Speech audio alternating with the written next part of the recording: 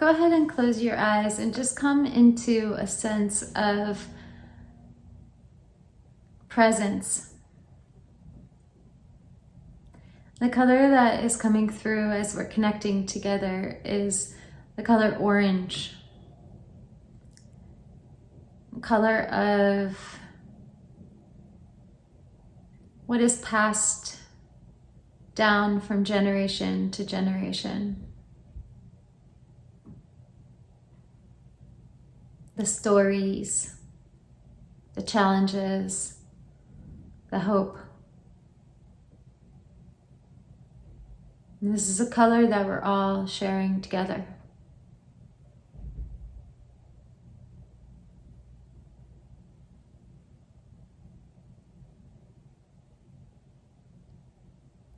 And allowing your eyes to open if it feels okay for you. Really tuning into considering what we pass down from one generation to the next.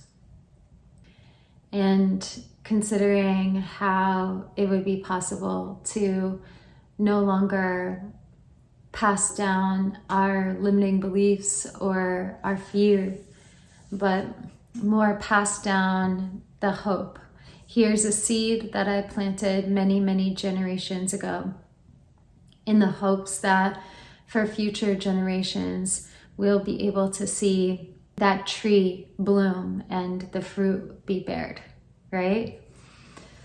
And I think also when we consider what is passed down from generation to generation, you know, the theme of the month being for the future generations, I think we almost have to begin with a respect for innocence. You know, and really looking at innocence as wise. Like if you've ever really spent time with kids, you might notice that they say exactly what they think and exactly what they feel. And most of the time they're super spot on actually about what is happening and going on around them. There's so much wisdom in their innocence. They don't have the filters of the should I or shouldn't I yet. They don't have the filters of, oh, I'm going to get judged, or I'm going to get canceled if I share this thing or do this thing. No, they're just saying what they feel and they're saying what they see. And there's a lot of freedom in that. And I think that as we become adults, we get so much more guarded. But that guardedness sometimes leads us to living out of alignment with what really feels true for us or what really feels right for us. That guardedness a lot of times leads us to focusing on creating this really strong like fortress around us, and nothing can get in and nothing can get out, and you know, we're always perceived in one specific way to the world around us. And is it really the example that we want to set for those who are so open and so innocent? Is that really the example that we want to set? Or do we want to, as we grow on our spiritual path and as we deepen with our spiritual practices, focus on trying to reclaim our innocence, you know, coming back into that place of wise innocence within us. Like, I'm going to keep all the wisdom I've gained through experience in this lifetime, but I'm also going to come into that place of innocence and openness. Be okay with the potential that I could be wrong about something. You know, trust that I have so much more to learn. Even if I've studied, let's say, spirituality for 20 years, 30 years, 40 years, I still have so much to learn. I still have so much growing to do. I'm still just at the very beginning. When we're healers and when we're teachers, coming from a place of wise innocence is so important. Like, look, I've practiced this for a long time, but I'm not coming from a place of this is right and that is wrong. I'm not coming from a place of I know everything and I have nothing more to learn. I'm coming from a place of really, you know, this is what I've experienced. This is what I have found. This is what I've discovered. But I'm also open to the opportunity of at some point being wrong.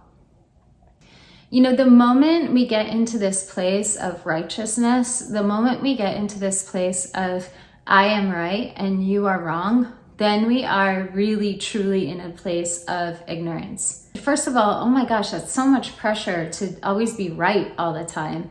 That's got to be like so much pressure, and also so frustrating when you're walking around all the time feeling like you're right and everybody else is wrong,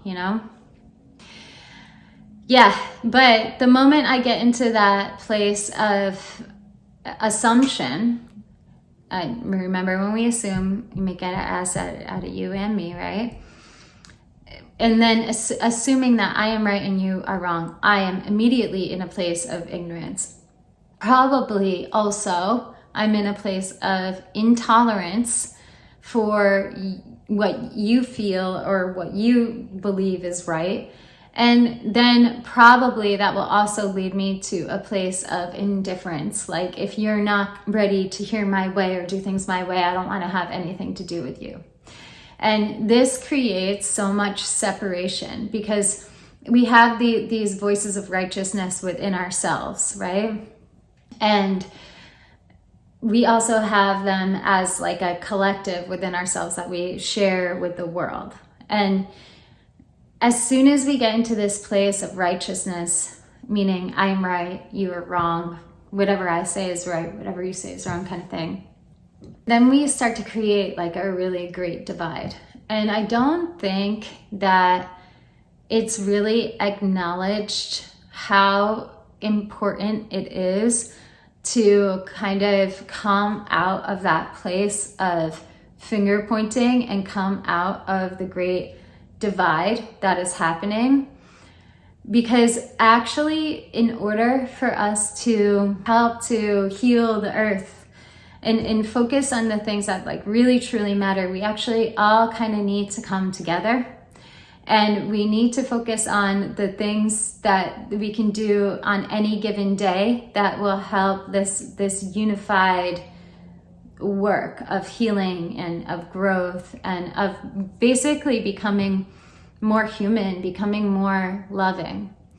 And not to say that, I know the right way and everyone else is wrong, right? Because that would put me in a place of ignorance. But I do think that if there were a way to come away from all like the finger pointing that is done and all the division and, calling people stupid because they don't believe the same things as you, insulting people's intelligence because they have a different view of you.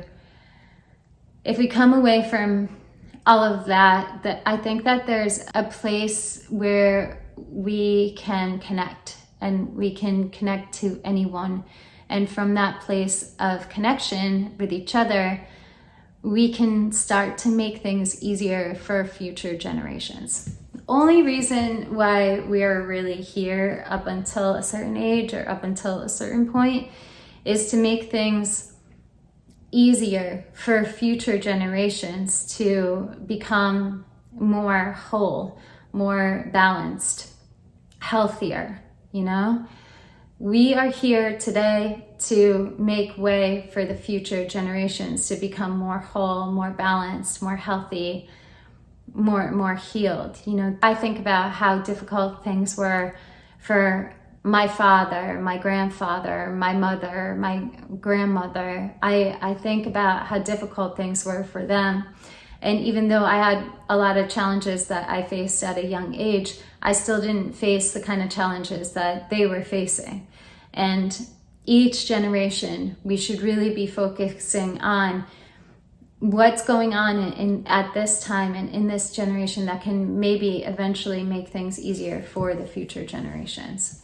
Also having, I think, a respect for innocence and a respect for the wisdom that is in innocence gives us the opportunity to answer that question of how we can make things perhaps easier or better for future generations.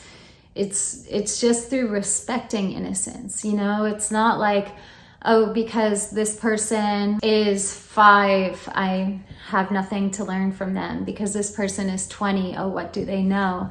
You know, that's a huge, huge mistake that happens as we age and we become less and less flexible, as we start assuming that we know more just because of our age.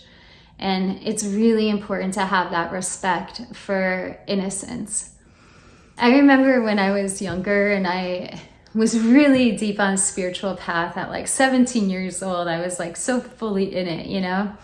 And I began teaching and doing healing work around that time. I remember people decades older than me coming to see me and kind of being like, well, what does she know? You know, and luckily these are people who would give me a chance and be open to what I had to say and could receive a lot from me. But I always remember this feeling of like, man, I can't wait till I get older. I can't wait till I get older because people will take me more seriously. And it's just such a frustrating place to be in, you know, having to wait till you're older to people take you more seriously. And I mean, I still get judged by what I look like and how people assume that I am now, even though I am older. It's just part of it.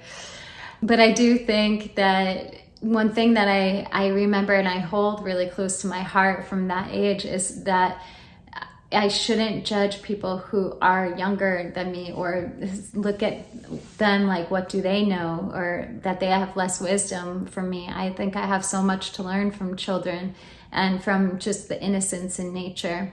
And it gives me a really, really strong feeling like I want to protect what is innocent. I want to protect the innocent animals, and I want to protect the innocent people and the innocent bodies of water in the earth as much as I can. And that feels like my way of, you know, trying to consider how to make things better for future generations. So I hope that you have a really month full of growth, you know. We have Beltane coming up, celebration of rebirth, of flowering, of blooming. It's such a beautiful time. And just so much magic and medicine this month. We see in the Northern Hemisphere all the little flowers blooming, and it's so beautiful. And we have a total lunar eclipse on the full moon in Scorpio, which should be really, really interesting. A new moon in Gemini hopefully will be a little bit balancing. And of course, our favorite, a Mercury retrograde beginning on May 10th. So it's probably going to be a month with, you know, a lot of emotional energies coming up, emotion as in water. It's probably going to be a month with some challenges because it's so focused on growth. But I think it's important to focus on reclaiming our innocence, protecting what is innocent within us, you know, taking care of protecting the little gentle flowers and things that are blooming, you know, trusting that whatever challenges are being faced, whatever we're going through, if we can keep this sense of openness and trust and hope within us, we will be able to get through anything, just like water.